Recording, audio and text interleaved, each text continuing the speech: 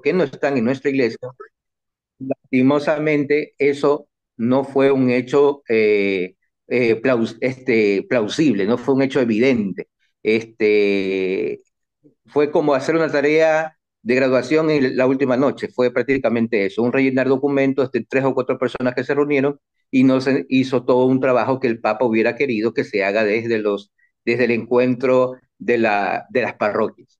Esperemos que con la juventud del Papa León, pues se vaya encaminando en un solo sentido, ¿no? Bien, vienen las asambleas, que son reuniones cada cierto tiempo y vienen de los sínodos, ¿sí? Pueden ser general o ordinaria para el bien de la Iglesia Universal, aunque sea territorial, pero suma para el compendio general de la Iglesia. Hay asambleas generales extraordinarias, que es para unos hechos urgentes, o las especiales, que surgen en territorios específicos para temas específicos. Más adelante tenemos las conferencias que son de carácter territorial y congregan no solo a los obispos, sino también a religiosos y laicos. Conferencia Episcopal Ecuatoriana, está la Conferencia Latinoamericana de Religiosos, la Conferencia Ecuatoriana de Laicos, ahí está la Conferencia de Institutos Religiosos. Luego están los congresos, que son de convocatoria general, es decir, se convoca para todas las personas, aunque sean temáticas específicas, de los jóvenes, que ahora le llaman jornadas, de las jornadas de la juventud, de las misiones, de las familias, etc. Entonces, aunque son congresos generales, no necesariamente de obispos, en todas estas reuniones, como en todos los grupos y movimientos religiosos, estará presente por lo menos un delegado de la iglesia, de la conferencia, en cada uno de estos encuentros, sea sacerdote o sea obispo. Bien, esto para que tengamos claro los cónclaves. Nosotros hemos vivido cónclave, hemos vivido concilios, no, la mayoría de nosotros creo que no hemos vivido concilio. Sínodo, 65, sí, pienso que no hemos vivido ninguno de nosotros concilios. En los sínodos hemos vivido, yo me acuerdo de dos particularmente. Juan Pablo II hacía los sínodos territoriales, hubo el sínodo para las Américas en el 92, 93, el sínodo para África, el sínodo para Asia, el sínodo para los países que forman parte de la luna creciente en África, son los países de idioma árabe, ¿sí? Hemos vivido las asambleas, hemos vivido conferencias, congresos, así. Bien, siguiente, con esta cuestión clara, podemos pasar a la siguiente diapositiva. ¿Hay alguna pregunta hasta ahí? ¿No? Bien, sigamos entonces. Segunda diapositiva, el concilio es un concilio breve. Hay un concilio que está registrado en la historia que duró 9 años y por las invasiones de los albigenses tuvo que cambiar 3 veces de sede, ¿sí? Es el más largo del concilio de 9 años. Y a este concilio fue prácticamente un año, ¿sí? Se vivió del 20 de mayo perdón, un mes, de 20 de mayo al 25 de julio del 325. ¿Sí? Se llama Concilio Imperial porque fue convocado, sostenido, dirigido y organizado, bueno, y que se dé cumplimiento por la voz del emperador Constantino.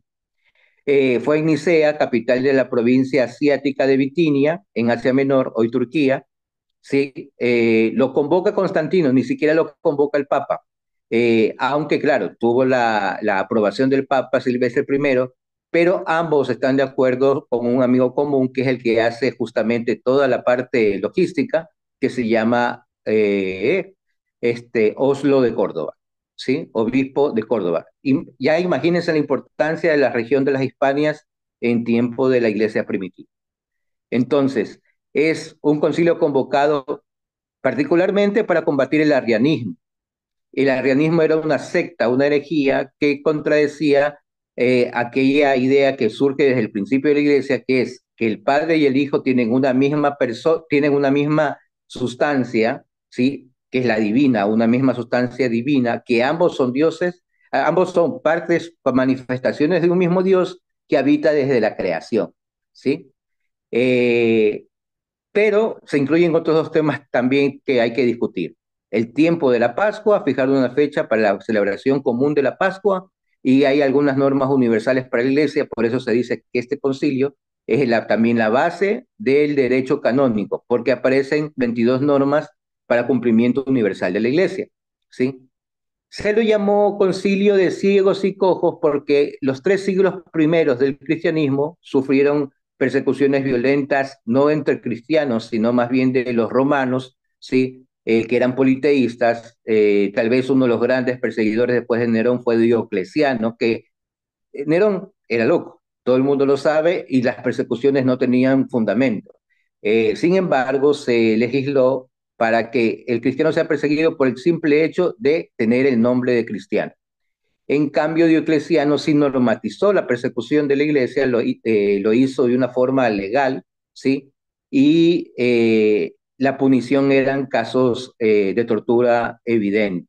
Entonces, muchos de los convocados, obispos convocados a estos concilios, a este concilio particular, sí, se los veía en su cuerpo, se veía que eran tuertos, lisiados, mancos, por víctimas de la tortura de los emperadores anteriores. Sigamos con la siguiente diapositiva, por favor. Han habido 21 concilios generales o ecuménicos. La mayoría han sido hechos en Asia, pero los más actuales han sido propiamente en Roma. Los 8 primeros justamente constituyen la doctrina de la fe. Y claro, también se añaden normas de derecho canónico y normas litúrgicas. Vemos ciudades que se repiten varias veces como sede, por ejemplo, Nicea, Constantinopla, Letrán, Lyon, ¿sí? En 1431, en la Edad Media, tenemos el concilio más largo que les dije que duró 9 años en 3 ciudades, Basilea, Ferrara y Florencia, ya todas en lo que se llamaba la Roma, la Italia propiamente, y otro lugar que se repite también es Letrán, en Letrán. Los concilios de la época moderna, sí, son Vaticano I y Vaticano II. En la Edad Media se discute la devoción a la Virgen María. Ahí en la Edad Media, para que sepamos un poco, se discute eso. En los 8 primeros concilios se toma en cuenta los obispos. En la Edad Media se ve la necesidad también de convocar no solamente a los obispos, sino también a los abades. ¿Por qué? Y lo vamos a ver por qué, que también tiene origen esa norma con Arlo. Bien, vamos con la siguiente diapositiva. Herejías, muchas. No son estas las primeras. Arrianismo no es la primera herejía que hay. Hay el maneísmo, sí, el monofisismo, otras herejías que surgen con la primera, con los inicios de la iglesia. Y aunque no parezca los temas se repiten. De hecho, vamos a hacer un ejercicio mental más adelante, tratando de ver cuáles de estas herejías son ahora comunes en nuestro tiempo, y encontraremos que sí, que las dificultades de antes se vuelven a repetir, ¿ya? Siguen los mismos errores, siguen las mismas, aunque se haya debatido y ya se haya decidido algo, siguen los mismos errores. Lastimosamente, yo pienso que Arrio no tenía una mala intención, pero quienes persisten en el error, sí, tienen la intención de confundir a la iglesia y de sacar partido. Ya vamos a ver, Arrio era un monje, no era ni siquiera una mala persona, era un monje conocido y querido, respetado por emperadores que la gente que se iban a aconsejar con él. Dicen los historiadores que inclusive era de cierta forma honrado por las damas porque se lo veía sobrio pero elegante. No era una persona que lo veía sosco o agresivo, conflictivo. Era una persona a la que se le podía amar, dice un escrito, eh, pero había insistido con este error. Y este error, inclusive con buena fe, lo escribe queriendo que los obispos, particularmente el obispo de Alejandría, le dé el imprimatur, que lo apruebe. Sin embargo, no se lo dio. Y entonces empieza la discusión. Bien, el docetismo es otra herejía, ¿sí? Que tiene como idea que Jesús no es humano, es Dios y toma la apariencia humana. ¿Por qué? Porque Jesús no puede, a ver, la materia de por sí es mala, por la materia entra el pecado en el mundo y por lo tanto Jesús no puede ser mezclado con la materia, la divinidad no se puede combinar con la materia porque la divinidad, si se mezcla con la materia, es mal. y habrá otro cisma, ¿sí? Otra herejía, ya no de carácter dogmática, sino particularmente en contra de un grupo, ¿sí? Porque estos habían apostatado en el tiempo de la persecución de Diocleciano, hablamos de la región de África, Argelia, sobre todo, que se llaman los donatistas, los que apostataron cayeron en lapsis, es decir, sufrieron y se sintieron débiles, y por su debilidad se retiraron, apostataron, habrán sacrificado a los ídolos, habrán estado con alguna concubina, según las normas romanas, pues no. Entonces, habrán apostatado, pero luego retoman, y la iglesia que es madre acoge a estos obispos retornados, ¿sí? Y les permite administrar sacramentos, inclusive el orden. Entonces dice Donato, no, nosotros no podemos permitir eso, la iglesia, eso va en contra de la pureza de la iglesia. Bien, entonces, este primer encuentro con estas personas que habían regresado a la iglesia es violento, ¿sí? Y ya Constantino, como emperador naciente, ¿sí? Recién muerto su padre Constancio, ¿sí? Constantino ataca a Donato y permite que la iglesia vaya surgiendo, aún con estos obispos que habían antes renunciado, apostatado y que están volviendo a la iglesia madre, al cristiano. Bien, hemos visto tres herejías. En el tiempo 315, 320, hasta el 390, conté 27 herejías. Pero nos quedamos con estas tres porque serán las más importantes para el estudio de este concilio de Nicea. Sigamos. Antes de avanzar, ¿sí? Vamos a hacer unas preguntas, ¿sí? Vamos con las preguntas o la siguiente diapositiva. Mayra, se me fue Mayra. Bien, a ver, yo adelanto la pregunta, ¿sí? Hemos visto arrianismo, donatismo, docetismo. ¿Piensan ustedes que estas cuestiones son puramente de carácter teológico o también entran en las esferas políticas? Primera pregunta. Estas tres tendencias, arrianismo, donatismo, docetismo, ¿pudieran haber sido, pudieron haber sido finiquitadas solamente en los obispos o había la necesidad que entre un imperio civil, un gobierno civil para tratar de poner orden? La primera pregunta. Hay herejías desde siempre. Ahora se llaman sectas o son acontecimientos que suelen suceder y a veces se corrigen, ¿no? ¿Conocen ustedes algún grupo así? Basado en estas tres ideas. Arrianismo, combate a la divinidad de Jesucristo. Jesucristo no es Dios. Donatismo, Jesucristo no es Dios, pero no puede ser hombre porque no se puede combinar con la materia. Y tercero, las personas que han renunciado a la fe no pueden regresar. Pregunto, purismo, un purismo, por así decirlo, ¿ya? ¿Conocen ahora, en los grupos que conocemos ahora, pueden ver esas tres tendencias? ¿Las conocen, las han visto, les pueden dar ese nombre? Y en la contemporaneidad, actualmente, ¿conoce usted algún acto de intromisión de la política en asuntos religiosos o viceversa? Me gustaría que ustedes opinen.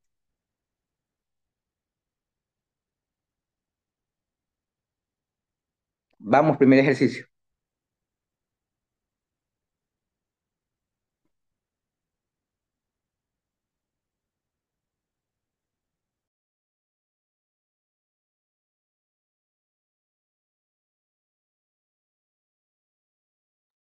Pongámosles nombre, arrianismo, donatismo, docetismo.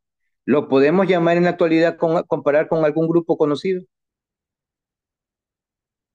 O si quiere, si tiene miedo, no le ponga nombre, pero díganos si lo conoce, cómo lo ha visto, porque purismo encontramos por todo lado.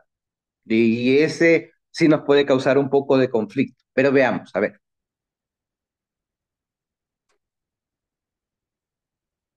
No te escucho, Juanito. Sé que quieres hablar, Juanito, pero no te escucho.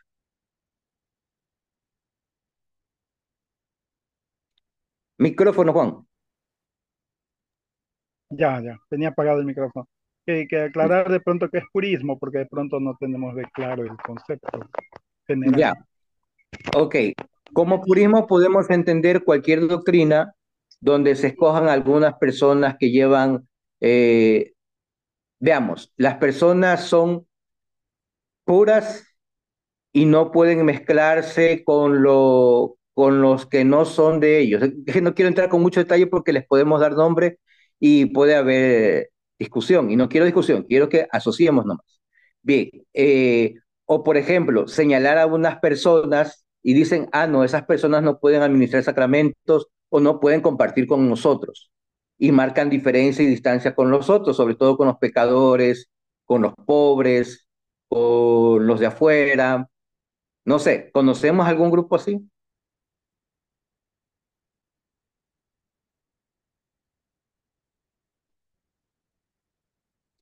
Bueno, empiezo con la más fácil. Vamos con el arrianismo, que es la teoría enquistada hasta nuestros tiempos. Testigos de Jehová y mormones reconocen la presencia de un único Dios, un Dios verdadero, pero Jesucristo no es Dios. Y peor el Espíritu Santo. ¿Ya? En ese mismo lapso están, en ese mismo grupo también están estos grupos de los que se habla la teología de la prosperidad, llámese pare de sufrir, ¿sí? Donde ponen como persona importante a un Jesús humano, ¿sí? Y a un Dios creador. Dios manda a Jesús a sufrir, ¿sí? Pero para que ya no sufra el hombre. Y entonces esbozan toda su teología. El arrianismo es claro, está presente en nuestra época, sí, de diferentes formas, ¿sí? Bien, con el donatismo, Jesús es Dios, pero no es hombre. Ese es un poquito más complejo, pero por si acaso, ¿alguien lo conoce?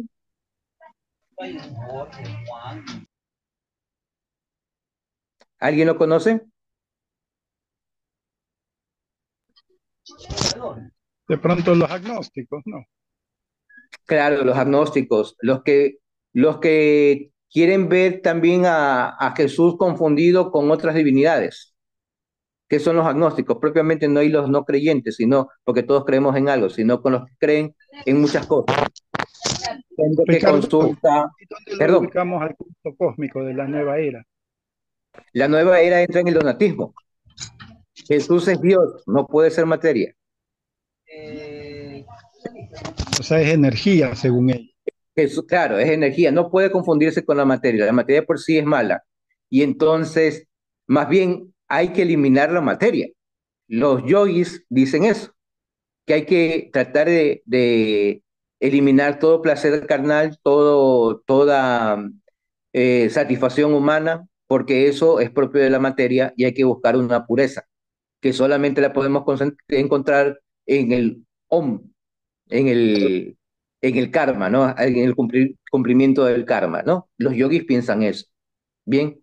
Pero también hay otro grupo muy grande que se queda solamente, que no deja actuar a Jesús fuera de la esfera de Dios, ¿sí? Y de esos se mezclan también con los docetistas. Los docetistas es una herejía, sí, considerado fuera de la iglesia, sí, en su época, pero nosotros podemos ver muchos docetistas dentro de la iglesia católica, ¿sí? Grupos no digo nombres, aunque me pica la lengua, pero no digo nombres porque conozco algunos y algunos casos, ¿sí? Pero hay grupos que, por ejemplo, Di no nombre, pueden, di nombre.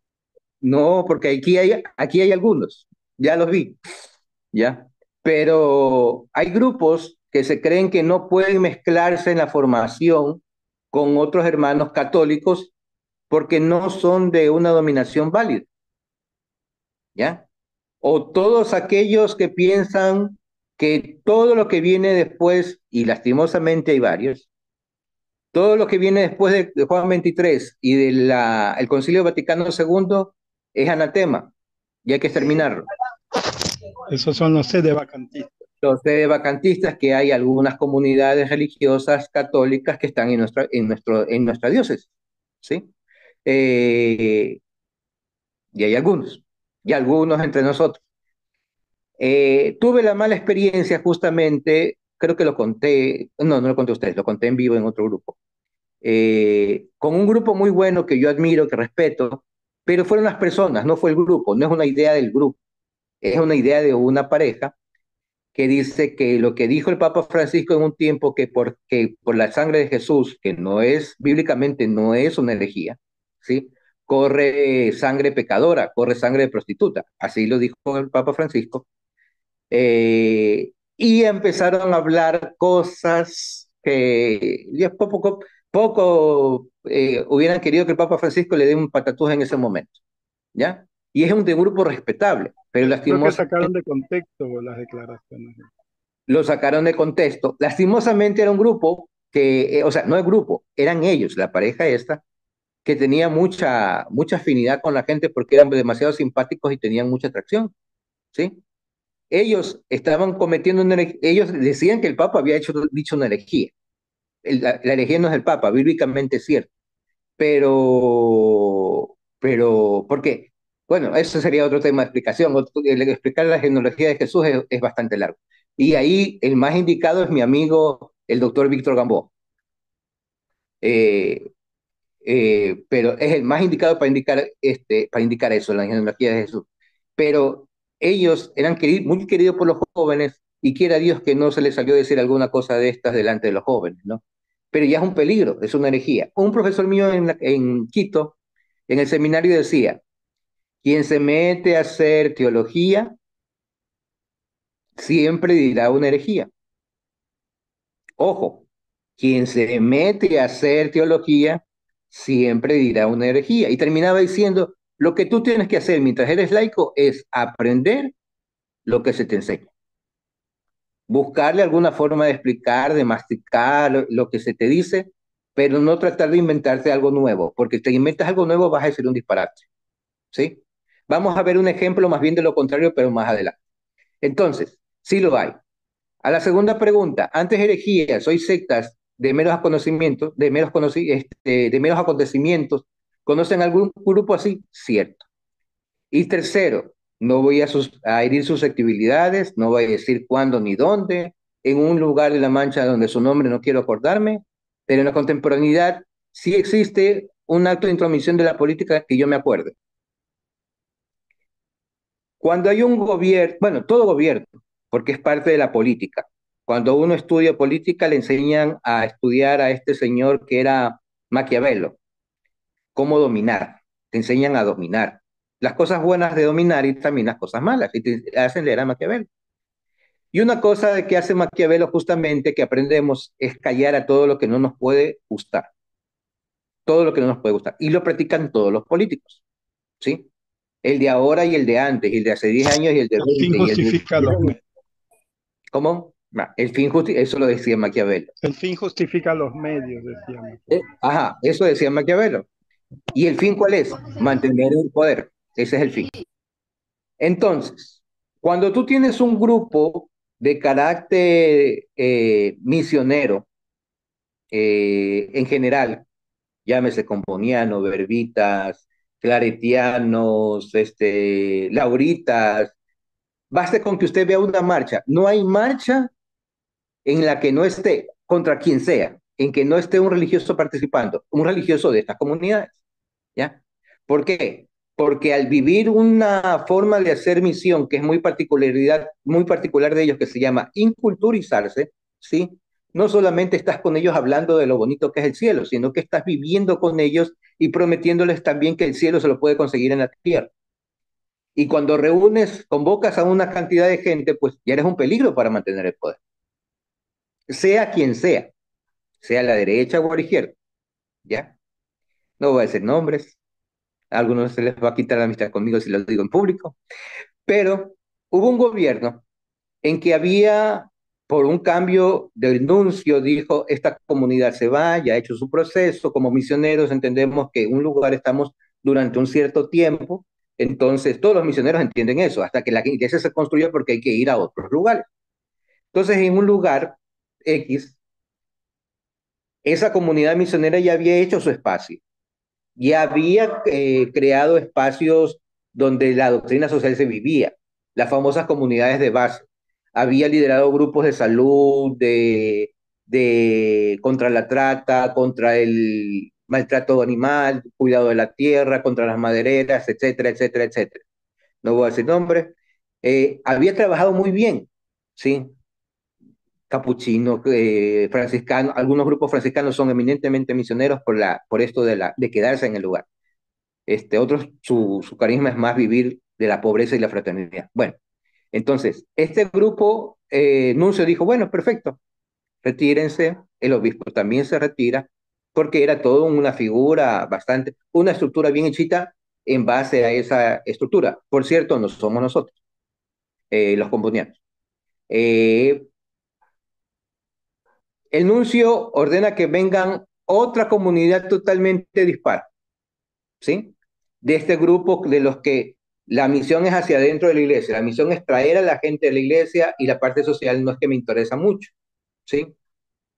El presidente ve la necesidad, o sea, ve que hay un debate, hay una discusión, y el presidente de aquella época, ¿sí? ¿A quién cree que le dio el paso? ¿Acá o acá? Hay el debate, la gente quiere que se queden ellos, pero los misioneros, pero este grupo quiere entrar. Ahora, la historia está limpia. La gente, esta gente de acá, que pensábamos que no iba a ir bien, les está yendo muy bien. La gente los apoya, se han constituido algunas cosas bonitas, ¿ya? Les ha ido muy bien. Pero ahí hubo la injerencia del presidente que justamente eh, para evitar polémica, él decide. Y él dice que se apure, en un escrito que se apure y que ellos sean los que, los que se involucren allí. Es decir, los que no hablan, los que no congregan, los que no debaten, los que no discuten, los que no se velan por la doctrina social de la iglesia. Ahí hubo una injerencia, ¿ya? Una que me acuerdo. Otras hay. Más que nada ahora en que nosotros pretendemos como iglesia hablar sobre el derecho a la vida, el derecho a la igualdad, a la libertad de culto, el derecho al respeto, a que nosotros eduquemos a nuestros hijos como nuestra norma moral lo exige, ¿no? A propósito de eso, injerencias estatales, gubernamentales, hay muchas, y contra esas debemos estar pendientes. Ustedes dirán, no es el tema, no es el tema, pero vamos a entrar a una definición cortita que es importante, que se llama el césaropapismo. Los primeros siglos de la iglesia no era tanto la figura del papa que estaba arriba. La figura importante era la figura del emperador. Y el hecho de que haya convocado Constantino el sínodo, el concilio de Nicea, no es una figura que nos sorprenda en aquel entonces. A nosotros sí nos cuesta por entender, porque el concilio es un tema moral, es un tema religioso, pero el concilio en los tiempos de Constantino era una obra de iglesia, primero. Constantino quiere unificar, encontrar la paz en el gobierno, en su gobierno, en su imperio, ha tenido que matar tres emperadores que eran la tetrarquía, ha tenido que matarlos, ha tenido que matar a sus huestes, ha tenido que dominar, entonces quiere ya unificar y pacificar la iglesia. Y la mejor herramienta para pacificar la iglesia, ¿cuál es? La religión. Pero llega al oriente, llega a Asia, con la entrada triunfal después de haber ganado a Licinio, ¿sí? Y se encuentra con que hay una pelea, que Alejandro escribe a Arriano para decirle que no puede ordenar ni tampoco puede participar del sacrificio. Y Arriano reúne a obispos de algunos países de África y también dispone de que no puede Alejandro acercarse a los dominios de Arriano, porque ellos no se reconocen adscritos a esta teoría de que Dios, Padre, Hijo y Espíritu Santo son solamente uno y con una sola sustancia. Por lo tanto, se empiezan a excomulgar mutuamente. Y entonces Constantino encuentra que no hay paz. ¿Quién es Constantino? Emperador, hijo de una católica santa. Constantino, los católicos no lo reconocemos como santo completamente. Se los nombra en algunos textos, pero no se lo reconoce como santo. Sí en el Imperio de Oriente, no en el Imperio de Occidente. Miren qué ironías en la parte de la historia. Constantino trabaja para el Occidente, hace crecer al Occidente, pero el Occidente no lo reconoce santo, porque no se preocupó de cosas religiosas, salvo esta pacificación. ¿Sí? En teoría. ¿Por qué en teoría? Porque él mismo se nombra a él Pontifex Maximus, es decir, el sumo pontífice, ¿sí? Y él mismo dirá en cartas a los obispos de la época, les dirá, yo soy el emperador que me preocupo de las cosas externas, Ustedes preocúpense de las cosas internas. Pero entonces, esta discusión teológica es una cuestión externa, política, o interna, religiosa. Y esa era la idea de la pregunta que les hice. ¿Será externa o interna? Para nosotros es una cuestión interna, pero para él que quiere pacificar, que quiere unificar la iglesia, cogerla como un método de pacificación, sí, es necesario que haya esta paz. Y por lo tanto será una cosa que para él es importante. Y entonces él convoca, asiste, dicen que podría haber dado el discurso, lo cual no pudo haber sido cierto porque él no domina el griego. Y siendo convocado al sínodo en Asia, debería haber sido una persona que hable griego, no latino. ¿Ya? Entonces, el césaropapismo es esto, es la función de Constantino y algunos emperadores que vendrán después de creerse. Sí, mantienen las reyes de las cosas temporales, pero también de las cosas espirituales. Y eso se lo verá, aunque se haya sido abolido, después se lo verá de alguna forma también en la Edad Media, donde los reyes tendrán incluso la posibilidad de nombrar títulos nobiliarios que luego lo pueden conducir a uno a ser hasta papa, ¿ya? Disponer familiares que sean papas, etcétera. Lo más tétrico, lo más de miedo, sabemos el caso de los Borges. Bien, sigamos. Sigamos. Ya, Helena, que fue madre de Constantino, fue importante para la conversión de Constantino. No lo bautiza un católico, lo bautiza un arriano, otra ironía, ¿ya? Pero Constantino se hace católico, o al menos pretende defender a la Iglesia Católica, justamente porque su madre descubre en sueños dónde está la cruz de Cristo.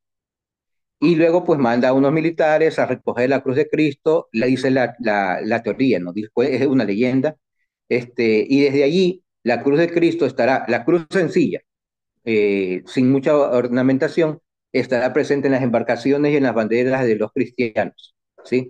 Todo el imperio romano se identificará con la cruz.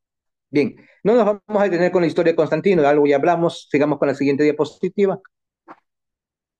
Pero lo interesante de subrayar en esa del texto de quién es Constantino, ¿sí? Es de que Constantino era un ignorante en fe. Tenía un consejero llamado Oslo de Córdoba, pero era ignorante en fe. Y se cree con derecho para decir, hey Arrio, Alejandro, vengan, son buenos hermanos, son amigos, desde las paces. Lo cual ni Alejandro ni Arrio aceptaron después de 2 intentos, y el pobre Oslo cargando las puertas, tratando de que se unifique, que sean amigos, y no quiso. Por lo tanto, se dispuso lo de este concilio. Se hicieron asambleas, se procuraron encuentros de ambos para que conversen, y Oslo no pudo conseguir. Bien, otro personaje interesante es San Silvestre Papa, que es el Papa que le toca vivir este proceso de Constantino y el primer concilio, pero lastimosamente a Silvestre, tal vez por la edad, no se le conoce mucho de escritos, no se le conoce mucho de su participación en signos de asambleas, se lo conoce así como un gran arquitecto, ¿sí? Hizo construcciones, mejoró las catacumbas como lugares de culto, ornamentó templos, empezó a hacer escuelas, ¿sí? Las primeras escuelas, luego se hablará de la época escolástica en el siglo VIII, pero ya él empieza a hacer centros donde los cristianos se reunían, ¿ya? No es muy conocido y de ahí todo es mito, todo es tradición. Sin embargo, San Silvestre es reconocido como un papa importante, tal vez por la historia, pero no arquitectónica, pero no a nivel de doctrina, no es que haya colaborado mucho. Sin embargo, él aprueba el concilio, ¿sí? Alguien que me diga cómo podemos recordar a San Silvestre en estos tiempos. Alguien que me diga alguna cosa que hayan oído de San Silvestre, para que nos quede la idea un poquito. Alguien. Hemos venido con sueños. Sí, son bastantes nombres y estoy evitando algunos. Por eso, bueno, vamos rápido. San Silvestre, la carrera de San Silvestre el 31 de diciembre, donde Rolando Vera ha participado y ha ganado. ¿Le suena? Sí, vamos con la siguiente. San Silvestre es reconocido en algunas ciudades como patrono. Por ejemplo, en Sao Paulo se lo venera y ahí está carrera. Bien, sigamos con la siguiente diapositiva. Estamos con AR. No, no, estamos bien con AR. Vamos con AR. ¿Hasta ahí alguna pregunta? Voy muy rápido, muy confuso. Díganme, que No, estamos ya está casi bien, Ricardo. pasandito la media hora. Al final, ¿Constantino se bautizó o no? No fue católico. Ya, Constantino se bautiza, pero, y eso es lo cómico, leyendo la historia uno dice, ah, lo bautiza eh, Eusebio, Eusebio que era proarriano y que es su historiador, gran amigo de Constantino.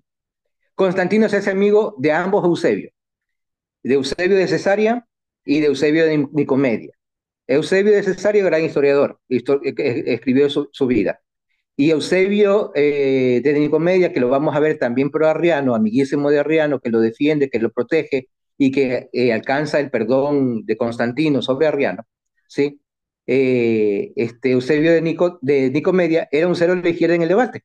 De hecho, firmó a favor de Nicea. Era un cero a la izquierda en el debate, pero se hizo amigo de Constantino. Entonces, perdón, es Eusebio de Nicomedia el que la bautiza, no es su biógrafo, que es Eusebio de Cesarea, sino Eusebio de Nicomedia, arriano. Entonces, eso es la ironía. El arrianismo parece que está muerto con el concilio, pero en lo fáctico, luego siguen la persecución en contra de los nicénicos. Ojalá podamos ver eso, más me interesa la parte catequética, pero hay cositas que uno le pone a la historia y dice, ¿cómo es la cosa? Sí, claro, claro, Bien, es importante. Sigue nomás.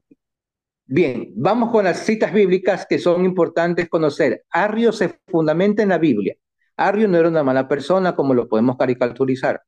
Arrio es un monje, no, no es un monje, es un eremita, es un ermitaño, ¿ya? Y eso pienso yo personalmente, y ese sería un tema para conversar con las psicólogas que tenemos en el grupo, ¿sí? Si eso pudo haber influenciado para que haber tomado esta mala decisión, pero que realmente esta mala decisión Dios la va a tomar como para formar parte, ya que la iglesia se junte y haga un solo credo, ¿no?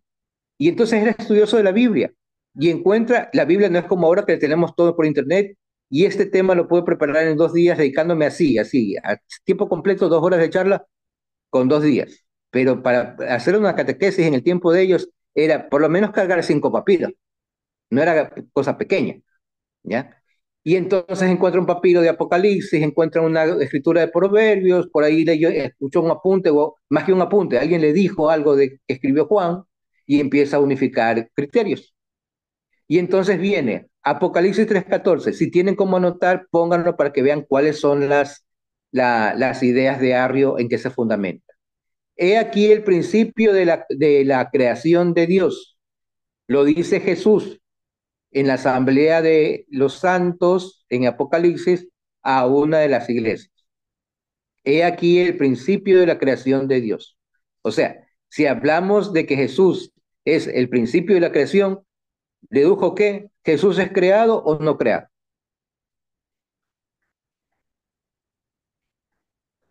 Dedujo que Jesús ha sido creado. Ya. Si leo solamente este texto, y eso es lo importante. Por eso es que es importante la comunión. Lo que no tenía Arrio. Arrio era solo. Proverbios 8:22 al 29. Dios me poseyó al principio de su camino, antes de sus obras antiguas. En este proverbio habla la verdad o el logos. Verdad y logos se manifiestan en la persona de Dios. En el principio era el verbo, en el principio era el logos, y el logos estaba en Dios, y el logos era Dios. Entonces ese logos, por conclusión, es Jesús. Logos, verdad. Entonces, Dios poseyó a la verdad al principio de su camino antes de sus obras antiguas, pero ya hace la diferencia. Dios, Dios y el verbo. Jesús dice en Juan 14:28, el Padre es mayor que yo voy al Padre. Juan 17:3, esta es la vida verdadera, que te conozcan a ti, Dios verdadero, y a Jesús al que has enviado. Juan 1:18, a Dios nadie lo ha visto, sino que su unigénito lo ha dado a conocer. Otra vez la distinción. Está Dios y está, por otro lado, el unigénito Jesús. Corintios, Pablo a los Corintios dice, para nosotros solamente hay un Dios, el que ha creado todas las cosas, y un solo Señor Jesús. Hace otra vez, el y implica una distinción de dos personas. Jesús es enviado del Padre en capítulo 3 de Juan, versículos 16 y 17. El Padre da vida a Jesús, Juan 5:26. Concluye entonces Arrio que Dios Padre es el principio de todo. Jesús, Dios es uno solo y es el Padre, el creador de todo. Jesús, por lo tanto, no ha sido partícipe de la creación, sino que él mismo es una criatura. La primera criatura, pero en fin criatura. ¿Sí? La naturaleza de Logos y su filiación divina. ¿Es hijo de Dios? Sí, pero como creación. No tiene su esencia. Entonces, no es engendrado, es creado.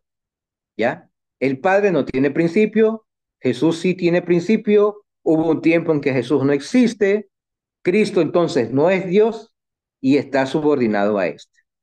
Y entonces van conclusiones, una herejía conecta con otra herejía. Jesús murió, Jesús murió, pregunto, Como hombre, sí, pues. Jesús murió. Y si Jesús murió, no siendo del todo Dios, sino siendo una criatura, ¿sí? ¿Cómo entiendo y cómo puedo explicar entonces la resurrección? ¿Entienden? Entonces, una herejía, si fuese una, no hay problema, pero esta herejía conecta con otras herejías y transforma por completo, anula por completo lo que hemos creído en los 3 primeros siglos de la iglesia. Es necesario enfrentarlo a Arrio, ¿ya? Pasemos a esa diapositiva siguiente acerca de los que participan. Ahí hay muchos. Aparentemente, Arrio va con un buen grupo de jugadores, unos buenos debatientes, pero al final se queda solamente con dos, ¿sí? Cuentan los historiadores, no se ponen de acuerdo, algunos dicen 200, algunos dicen 260. Eusebio manifiesta que los que estaban presentes eran 318 entre ciegos y cojos, literal porque había gente que había sufrido tortura. Bien, sigamos la siguiente. Pobre Oslo de Córdoba, amigo de Constantino y de Silvestre, delegado por Constantino y por Silvestre, y lo tenían de Alejandría a Nicomedia, de Nicomedia a Cartago, de Cartago a Alejandría, Antioquía, para tratar de que haya una unificación. Lastimosamente no le hicieron caso y le tocó a él preparar todo para armar la asamblea, el concilio de Nicea. Este sería el gran ejecutor del concilio en el aspecto, digamos, no doctrinario, sino más bien en el aspecto de, ¿cómo le llaman ahora? Bueno, en el aspecto, digamos, de organización, ¿ya? Bien, tenemos a los dos Logística se dice en ahora. logística. Sí, el más importante en logística fue el pobre Oslo de Córdoba. Yo pienso que mi familia tenía él, porque cuando los veía, y en esos tiempos con las dificultades de camino. Bien, pobre San Oslo, es considerado santo por la Iglesia Católica. Bien, estos dos que vemos aquí son de Alejandría. Miren la importancia cuando una persona de alto cargo, llámese obispo, confía no en un presbítero, sino en un diácono de tercer rango. ¿Sí? Alejandro está anciano. A la pintura de Atanasio, perdón, es un poquito sacada de contexto. Atanasio, bueno, entre los iconógrafos, la costumbre era pintar los ancianos porque era símbolo de sabiduría. Esa es la explicación, ¿ya? De hecho, hay un Jesús que lo hacen adulto para que no entendamos que a un Jesús niño. No sé si lo han visto en la Teotocos, hay un Jesús. En el vientre de María lo dibujan a Jesús adulto, por ejemplo. Es propio de la iconografía de la época. Bien. Alejandro de Alejandría es un obispo. Trabajó mucho con el monacato y la caridad, y seguramente porque vio que la anacoreta por sí solo no hubiera sido, es una vocación bonita, el anacoreta en la soledad, anacoreta, o sea, anacoreta, el que anda por los desiertos solo vagando, comiendo lo que sea y estudiando a Dios. Pero lastimosamente hubo, digo yo, posiblemente porque lastimosamente este anacoreta llamado Arrio no tuvo con quién debatir, pues, las ideas que tenía en la cabeza, digo yo. Me permito pensar eso, porque yo no veo que Arrio haya tenido en principio mala intención. Lastimosamente no quiso salir de su error. Bien. Eh, promovió, promovió el monacato y la caridad y al lado tiene a un gran diácono, ¿sí? Gran doctrinólogo, que en cambio promovió los eremitas, ¿sí? Que eran otro tipo de monjes que vivían también, no en la soledad, pero vivían así, viviendo en el campo, ¿ya? Él sufrió en su carne la persecución de Constantino después del concilio de Nicea. O sea, los nicenos que ganaron el concilio luego son perseguidos, ya no por Arrio, sino por los dos, la amistad con ambos Eusebios. Bien, siguiente. Bueno, ya hablamos de los Eusebios, así. Eusebio de Cesarea es considerado padre de la historia de la iglesia. Eh, hay pinturas que pueden encontrarlos a los ambos Eusebios. No lo puse el Eusebio de Nicomedia porque la única pintura que encontré tiene la aureola. Y Eusebio de Cesarea con aureola. Son santos que se llaman legendarios. No hay una historia eficiente, uno. Y dos, en el Oriente pueden ser considerados santos porque participaron en el concilio con doctrina, pero en el Occidente no son considerados santos porque promovieron una herejía al final. Ninguno, ni Eusebio de Nicomedia, ni Eusebio de Cesarea. Los dos grandes historiadores de la edad de este tiempo, Orígenes primero y luego Eusebio de Cesarea, no son canonizados porque cometieron de cierta forma herejía. Bien, eh, con Arrio vamos a tratar de hablar después. A ver, quiero que me cuenten, ¿tenemos 10 minutos líquido o 10 minutos y algo más para conversar? Es que de ahí vienen preguntas, por eso unos 10 minutos. Ya, es que ¿habrá preguntas o hacemos un breve taller de 10 minutos? Bueno, vamos a ver, listo. Otro tema importante dentro del concilio, sí, fue fijar la fecha de la celebración de Pascua. Brevemente, ya había hablado el sacerdote que nos acompañó hace 15 días, que justamente era el 14 del Nisan. El 14 de Nisan, este año cayó 12 de abril, ¿sí? Nosotros celebramos en cambio la Semana Santa casi a fin de mes, me parece. Entonces, sí hubo una diferencia.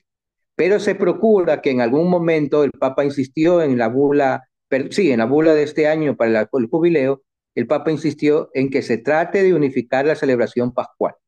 Lo que se hizo este año fue de que ambos grupos, los orientales y los occidentales, algunas iglesias ortodoxas, participaron con la Iglesia Católica en Pascua y los otros luego devolvieron la visita. Eso fue hermoso.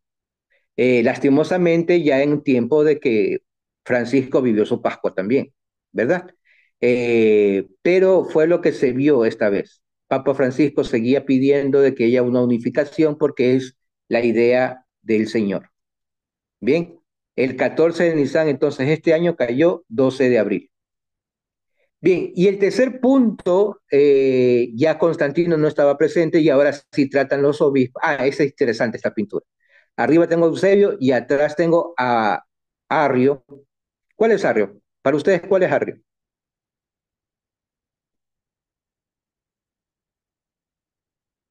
El de mi izquierda, el que recibe la bofetada. La misma pintura, yo les presenté, me parece que cuando hablamos de la unidad de los cristianos, pero de otro autor.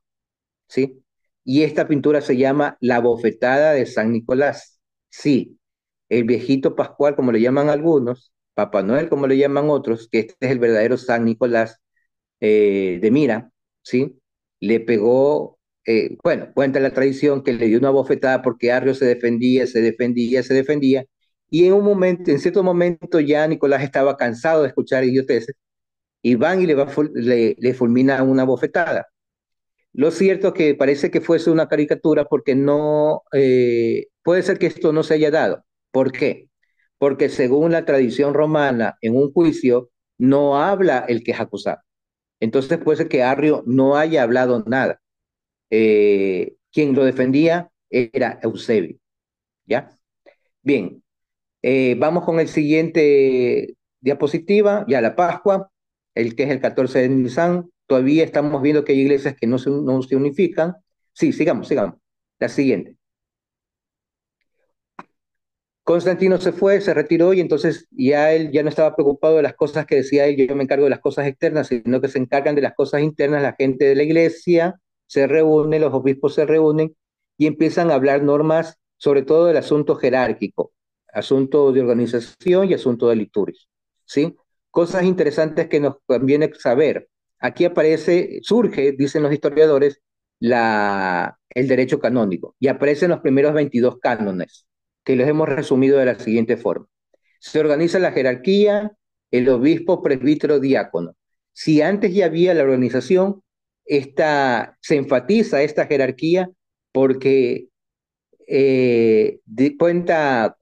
inicia el texto diciendo, nos ha llegado noticias que donde hay sacerdote, presbítero y diácono, el diácono da la comunión al presbítero.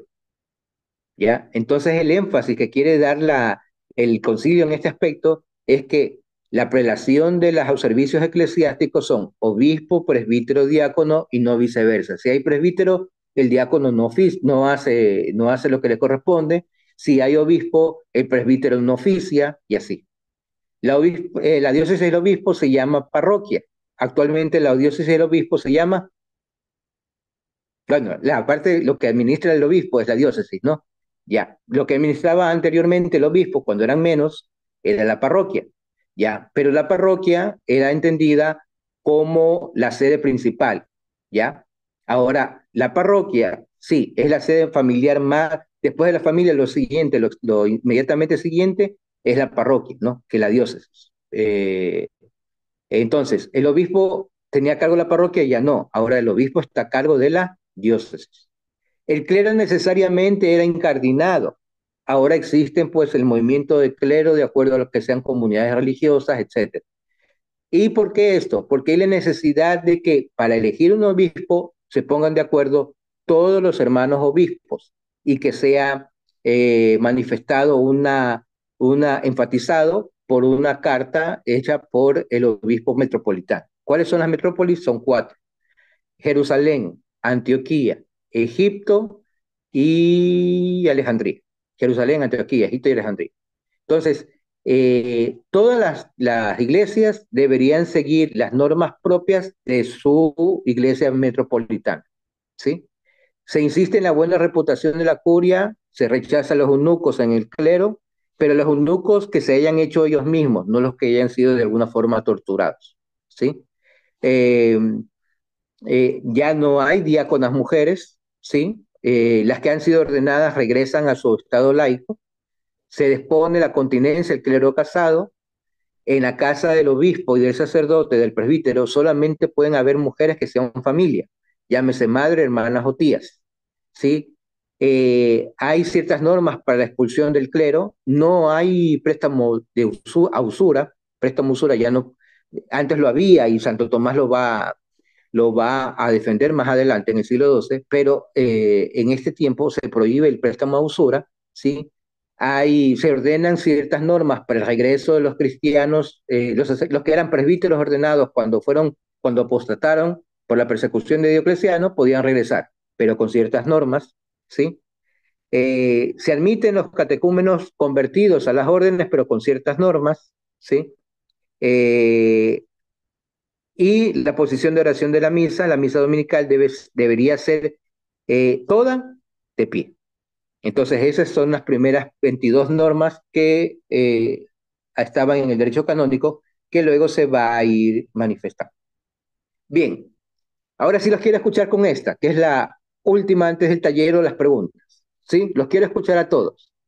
En este concilio, a manera de oración, en este concilio, ¿sí? En este concilio, lo que entra más importante en discusión es el tema de Jesucristo, su divinidad, su sustancia, si no fue creado. ¿Ok? Bien, entonces, Vamos a hacer la parte del concilio, del credo niceno-constantinopolitano que atañe a este concilio, ¿sí? Y lo del Espíritu Santo será hablado después de 80 años en otro concilio. Lo de la maternidad de la Virgen sería hablado unos 300 años después y repetido en la Edad Media, en Lyon. Entonces, vamos a hacer como proclamación de fe esta parte del credo. Sí, nos falta la otra parte, lo del Padre y el Espíritu Santo, pero enfaticemos con la fuerza que viene de nuestro pulmón y de nuestro pecho, amoroso al Señor Jesús, digamos, esta parte del credo que nos interesa. Jesús, Dios, el Padre, Dios, una verdadera sustancia, una única sustancia, Jesús, Dios. Bien, juntos. Uno, dos, tres. Creo en un solo, Creo en todo. un solo Señor Creo en un solo Jesucristo, Señor Jesucristo, Hijo Hijo único de de Dios, Dios, nacido nacido del Hijo del del Padre Padre Padre antes de antes de antes todo. de todos los todos siglos, los siglos. Dios de Dios Dios, de Dios, luz de luz luz, de luz, Dios Dios verdadero de verdadero de Dios Dios verdadero, verdadero, engendrado, engendrado, no no creado, creado, de la de misma la misma naturaleza del naturaleza Padre, del Padre, por quien por todo quien fue todo hecho. fue hecho.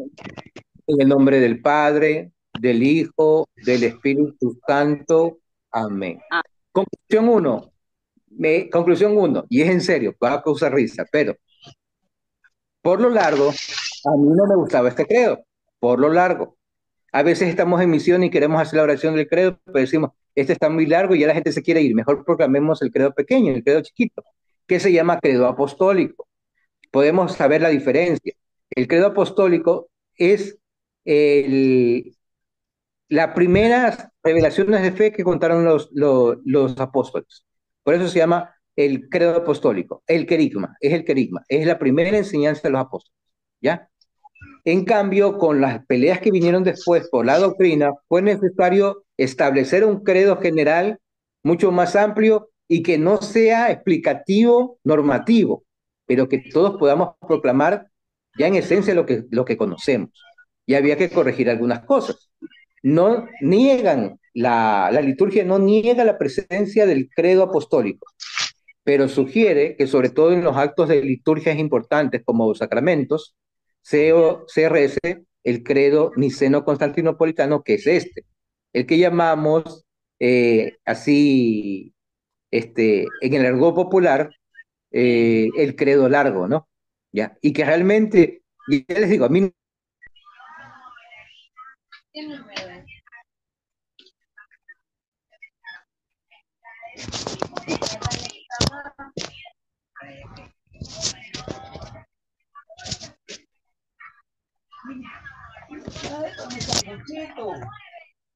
¿Qué pasó? ¿Se fue Ricardo?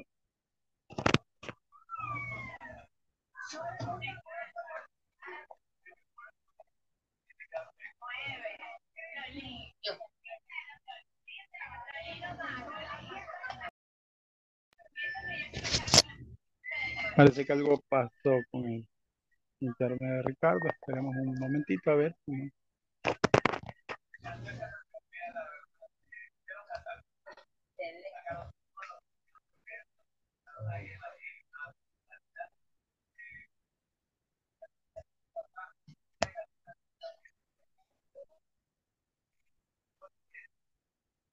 Ya está entrando. Por favor, al hermano John le pido que me mande por interno el apellido. Lo estoy pidiendo hace rato, pero tienen que bien, reflejar, por favor, nombre y estamos. apellido para conectarse. Hermano John, por favor, requiero que me envíe su apellido. Adelante, Ricardo, adelante. Bien, gracias. Bien, entonces estamos viendo que la primero es este hermoso credo ha costado sangre y debemos hacerlo, aunque no nos haya gustado desde un principio, pero tiene su razón de ser este credo. Y pienso que por eso se lo está cada vez haciéndolo con más fuerza. He escuchado, en las 4 últimas misas dominicales que he escuchado el credo niceno constantinopolitano. No sé si es mandatorio, Realmente no sé si es mandatorio, pero pienso que es más bien por eso, ¿no? Porque se está viviendo este tiempo de concilio que coincide con el jubileo. Bien, una segunda reflexión antes del ejercicio que vamos a hacer, si es que no hay preguntas, es, a ver, a nosotros decía, como dijo mi profesor de catequesis no, era de él, bueno, era un profesor que me daba clase en el seminario. Decía, quien quiere estudiar teología, alguna vez dirá una herejía. Eh, y claro, con eso nos asustaba y decía, no, nosotros no más debemos memorizar. Decía, a ti te compete, como mientras eres laico, te compete aprenderte de memoria casi lo que se te enseña. ¿Ya? No vas a discutir, no vas a crear nada nuevo, busca una herramienta que te ayude mejor a explicarlo tal vez, como San Patricio. Aunque San Patricio era obispo, no creo que haya sido obispo conciliar, porque él era más del corte, era obispo de misiones, de estar ahí con la gente, ¿no? De no dejarse llevar por las tendencias paganas, de discutir con los paganos, sí, de discutir con las herejías, y más que con las herejías, con las brujerías. San Patricio, patrono de Irlanda y de algunos países también. Bien, ¿y qué hizo San Patricio? No podía explicar la Trinidad, no sabía cómo entender la Trinidad, pero se encuentra en el campo con una hoja de trébol. Por excepción, hemos visto los tréboles de 4 hojas, pero un trébol, a ver, un trébol, para que sea trébol, ¿cuántas hojas debe tener? ¿O cuántos pedacitos de hoja debe tener? 3. De ahí viene el nombre Tres. trébol, Tres. ¿sí? Entonces, la esencia del trébol, la sustancia, lo que es el trébol, lo da lo que puedo decir. Los filósofos entienden que, ¿qué es la sustancia? Aquello que puedo decir de la cosa que quiero, de la cosa que voy a hablar, que quiero manifestar. Del trébol, ¿qué es la sustancia? Que es verde y que está compuesto de 3 pedazos, ¿verdad? Iguales entre sí, circulares u ovalados. Si encuentro un trébol cuadrado, no es trébol, ¿sí? ¿Qué podemos decir de Dios? De Dios podemos decir, primera clase de catequesis, Dios es amor.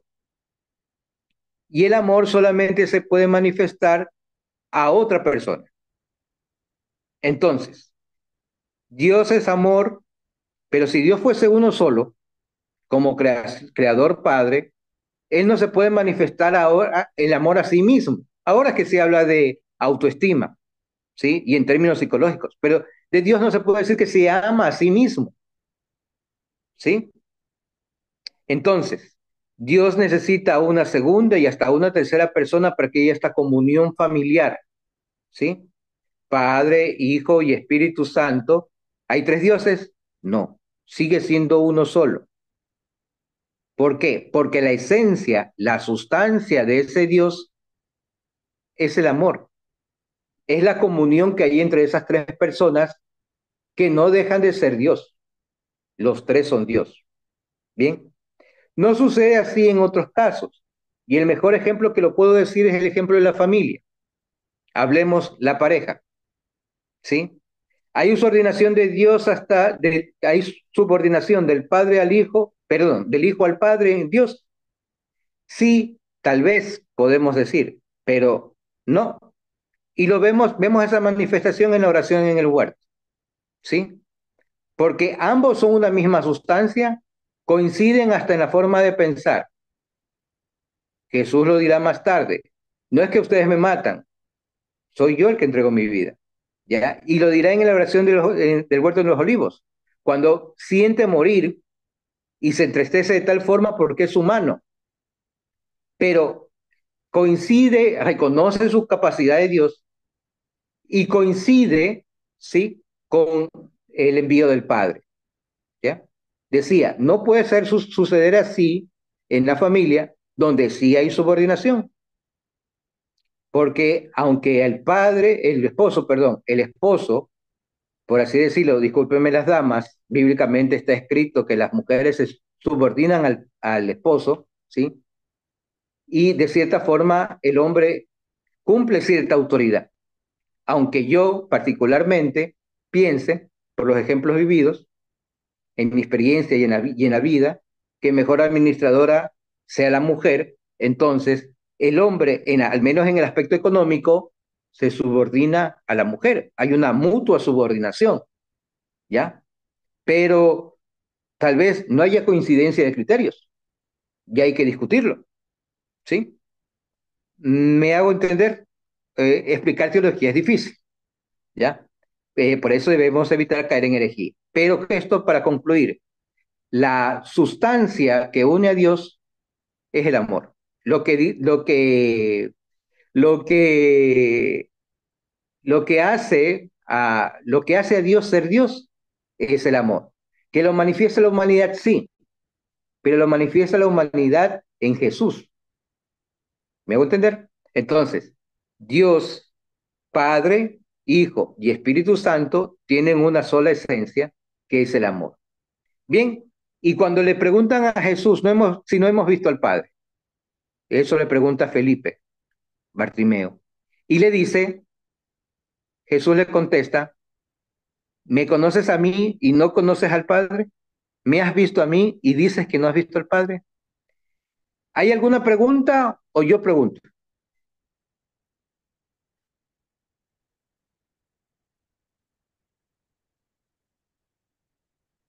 Uno, dos, tres. Bien, pues, Juanito. No sé si, bueno, agradecerte, Ricardo, esta exposición, este tema. Sabemos que es bien amplio, pero bueno, a veces el tiempo nos queda cortito, pero ojalá podamos en otras circunstancias continuar, ¿no? Porque es un tema fascinante, lo de los concilios, ¿no?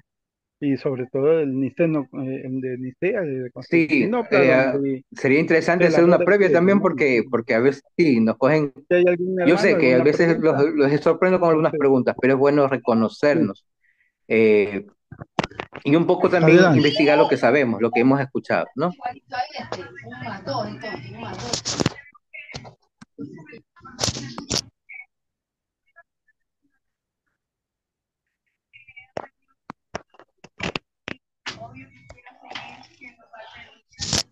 ¿Aló?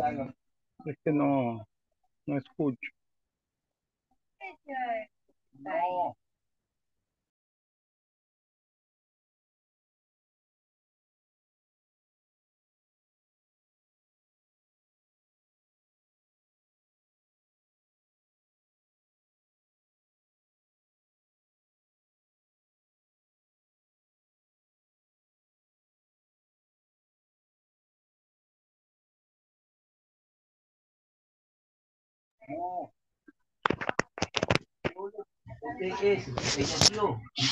Bien, agradecemos al hermano Ricardo Ya está por ingresando el haber estado hermano con Ricardo nuevamente. nosotros, por participar en esta noche. Miguel, Bien, si hay algo que decir, ahí está Ricardo. Nos estamos despidiendo, Ricardo, a ver tu despedida. listo. Ya, sí, solamente, bueno, el taller, eso terminado con un taller, con una pregunta, justamente conversar así amigablemente con Arlo y decirle también que se equivocó. Queda la diapositiva puesta también, ojalá la puedan grabar y compartir si desean. Están algunas citas bíblicas para eh, poder defender nuestra fe cuando venga una persona a decirnos que Jesús no es Dios, que poderle contestar. ¿Ok? Eso, un abrazo y bendiciones. Gracias, Miguel.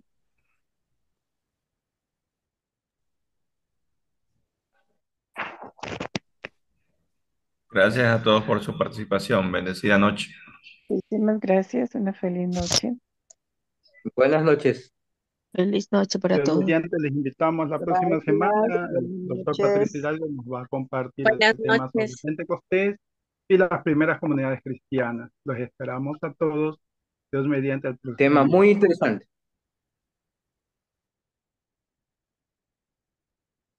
A Jesús el buen pastor, lo mejor en artículos religiosos al alcance de usted. Visítanos en cualquiera de nuestras dos sucursales en Pedro Carbo 500A y Vélez Esquina, o en Chile 408 entre Aguirre y Clemente Ballén, o llámanos a los números indicados en la publicación. Estaremos gustosos de atenderte. psicóloga Mónica Martínez, especialista en atención clínica para niños, adolescentes y adultos. Te ofrece terapia psicológica para ansiedad, depresión, estrés crónico y trastornos de la conducta.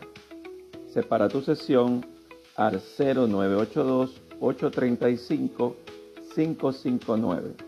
Te esperamos. Evangelina Zuluaga, agente de seguros, educador y asesor financiero.